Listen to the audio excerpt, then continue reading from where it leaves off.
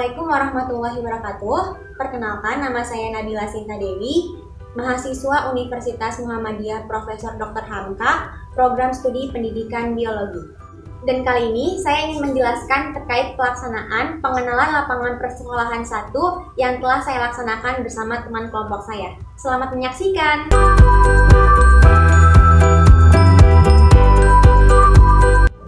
Apa itu PLP? Program Pengenalan Lapangan Persekolahan 1 atau yang biasa disingkat sebagai PLP 1 merupakan tahapan pertama dalam pengenalan lapangan persekolahan yang dilaksanakan oleh mahasiswa sarjana pendidikan. Dan kegiatan ini dilakukan pada semester 3 atau semester 4 dengan besar kredit 1 SKS.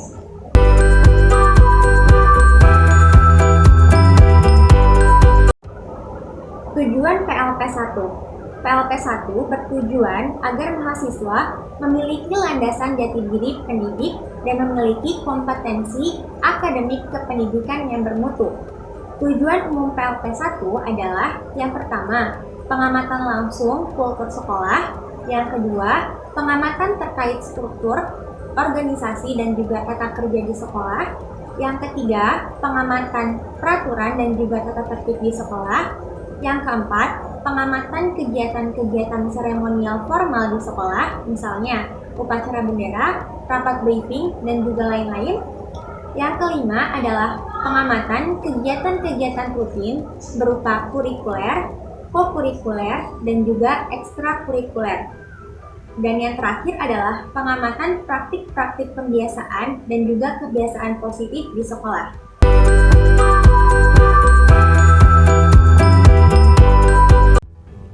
Sekolah yang kami tuju adalah SMAS Muhammadiyah 12 Jakarta. Sekolah ini beralamat di Jalan Kayu Manis 10 nomor 57, RT 1 RW 9 Kayu Manis, Kecamatan Matraman, Kota Jakarta Timur, DKI Jakarta. Pada saat wawancara, Bapak Dr. Andes Haji Hashir Alaidrus selaku Kepala Sekolah berhalangan hadir, sehingga digantikan oleh narasumber kami yaitu Ibu Fitria Yeni Rahmawati SSI selaku Wakil Kepala Sekolah Bagian Kurikulum sekaligus guru mata pelajaran biologi, serta Bapak Riki Rudiansyah SPD selaku Wakil Kepala Sekolah Bagian Kesiswaan.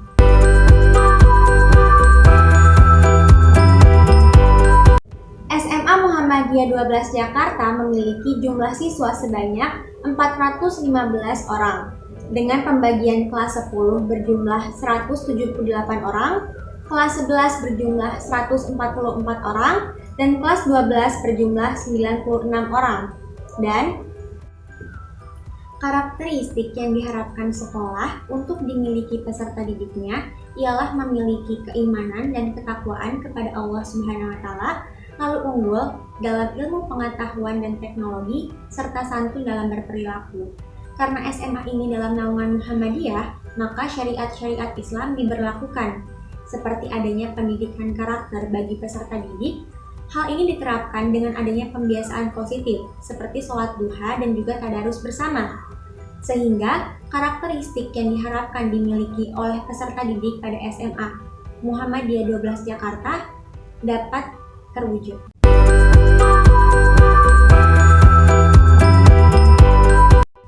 Kepala sekolah memilih sistem manajerial dalam kepemimpinannya. Kepala sekolah bekerja sama dengan komite sekolah, lalu di bawahnya terdapat 3 wakil kepala sekolah yang menangani 3 bidang yang berbeda, yaitu adalah wakil kepala sekolah bagian kurikulum, wakil kepala sekolah bagian tata usaha, dan wakil kepala sekolah bagian kesiswaan.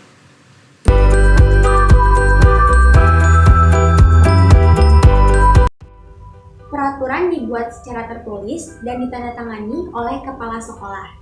Terdapat 7 bab dengan 12 pasal, yang mana di dalamnya mengatur terkait hak dan juga kewajiban peserta didik, lalu mengatur terkait kehadiran, cara siswa berpakaian, dan bersikap ketika di sekolah. Peraturan dalam kondisi luring dan daring masih berlaku hal-hal yang sama, akan tetapi terdapat beberapa poin tambahan pada masa peraturan daring. Jika ada siswa yang melanggar tata tertib, maka hal yang pertama dilakukan adalah pemanggilan oleh wali kelas. Jika tidak berubah selama seminggu, maka akan dikonsultasikan dengan guru BK. Setelah mendapatkan teguran, akan diberikan tugas berupa perintah untuk menyelesaikan tugas-tugas yang tertinggal. Jika tugas tidak dikerjakan, maka sanksi yang akan diberikan nantinya adalah tidak dinaikkan kelas. Karena sekolah menerapkan keadilan bagi seluruh siswa. Namun, tidak dinaikkan kelas ini pastinya telah melewati proses dan juga pertimbangan yang matang. Para wali kelas melaporkan kepada wakil kurikulum setiap bulannya, sedangkan laporan dari guru piket terkait kehadiran siswa dan juga guru itu berupa per minggu.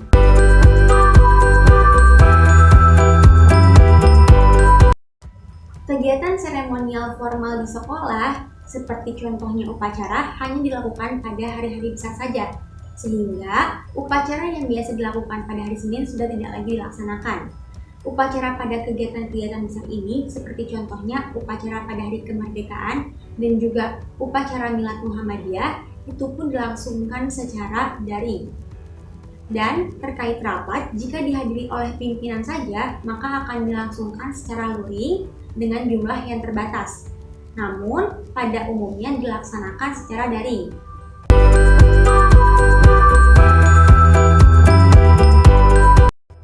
Kegiatan kurikuler belajar ketika daring menggunakan full Zoom meeting dengan waktu pembelajaran dimulai pukul 6.30 sampai dengan 11.30 WIB. Adapun proses pembelajaran ketika luring waktunya sampai dengan pukul 14 WIB. Pembelajaran selalu dimulai dengan tadarus bersama melalui breakout Zoom.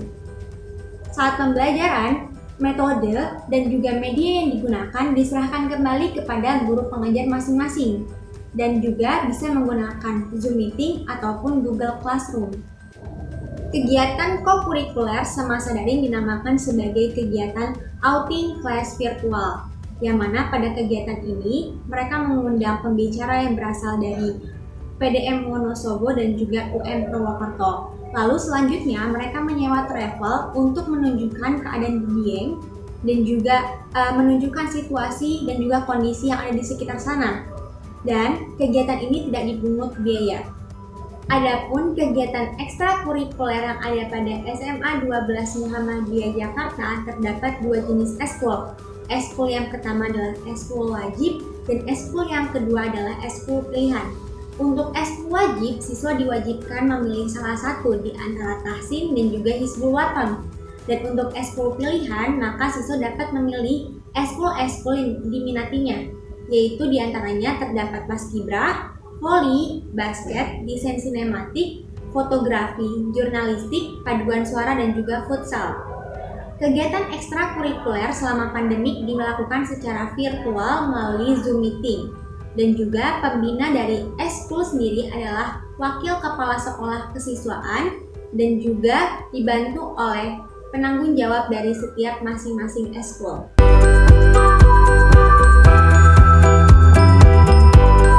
Pada SMA Muhammadiyah 12 Jakarta terdapat beberapa pembiasaan kegiatan positif seperti misalnya literasi, tadarus yang dilakukan ketika awal pembelajaran, 3S, senyum salam sapa, dan juga terdapat webinar dan psikotes yang dilakukan secara berkala.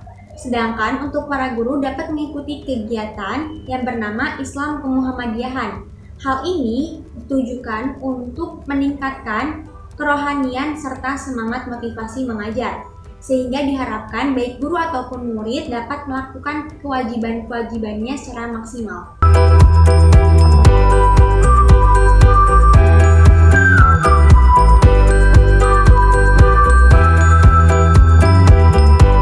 Kegiatan pembelajaran luring diadakan di dalam kelas dengan waktu sampai dengan pukul 14 WIB dengan menggunakan metode ceramah, diskusi, presentasi, serta video dan juga observasi di laboratorium. Adapun kegiatan belajar ketika daring menggunakan dua media yang telah disepakati, yaitu Zoom Meeting dan juga Google Classroom. Hal ini ditujukan agar siswa tidak bosan dalam satu media saja dan juga menghemat penggunaan data kuota. RPP yang digunakan ialah RPP Merdeka Belajar yang berjumlah 1 lembar. Silabus telah ditentukan oleh Dinas Pendidikan, namun sekolah hanya menyederhanakannya. dan juga kurikulum yang terdapat pada kondisi khusus, sehingga anak-anak tidak perlu menuntaskan pembelajaran. Meskipun begitu, kehadiran sangatlah diperhitungkan. Metode belajar yang digunakan adalah metode ceramah, diskusi, penugasan, serta observasi mandiri.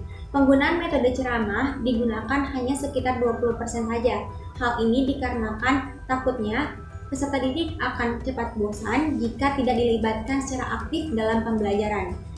Lalu, ketika memulai pembelajaran, dibiasakan dengan membaca doa serta mengabsen nama peserta didik. Hal ini dikarenakan untuk menjalin kedekatan antara peserta didik dan juga guru.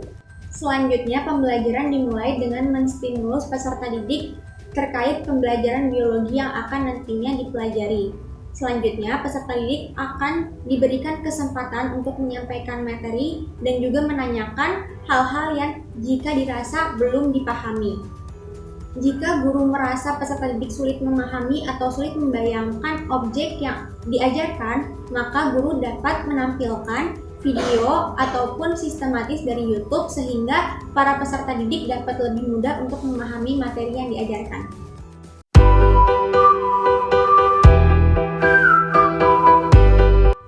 Penilaian siswa saat luring dapat dilakukan dengan melihat langsung keadaan siswa di dalam kelas.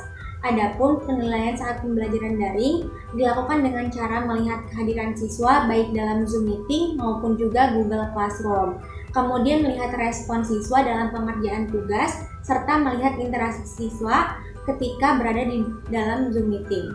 Lalu terkait penilaian PTS dan juga PTA menggunakan Google Form dan terdapat bobot penilaian berupa presentasi pada kehadiran, tugas, ulangan harian, serta PTA dan juga PTS.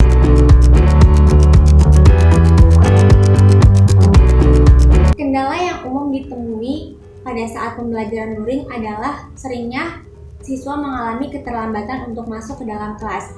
Sedangkan pada pembelajaran daring, kendala yang paling umum ditemui adalah gangguan jaringan yang dirasakan baik oleh guru maupun juga peserta didik. Hal ini dikarenakan karena kuota siswa terbatas dan juga kondisi jaringan setiap siswa berbeda-beda. Tetapi sekolah memiliki solusi baik bagi guru maupun juga peserta didik yang mengalami kendala jaringan. Hal ini berupa diadakannya mini studio yang difasilitasi dengan WiFi, sehingga bagi peserta didik maupun juga guru yang memiliki kendala jaringan dapat pergi ke sekolah untuk menikmati fasilitas tersebut.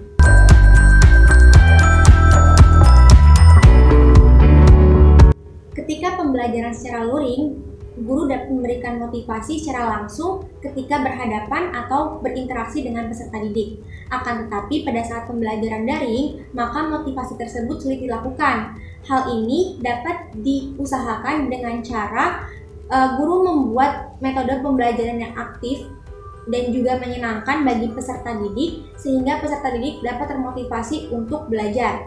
Lalu, cara lain yang digunakan adalah dengan membuat quotes yang ditampilkan pada saat akhir pembelajaran sehingga peserta didik dapat merasakan dukungan moral dari para guru. Dan juga diberikan video-video pembelajaran yang menarik sehingga peserta didik tidak mudah merasa bosan ketika belajar.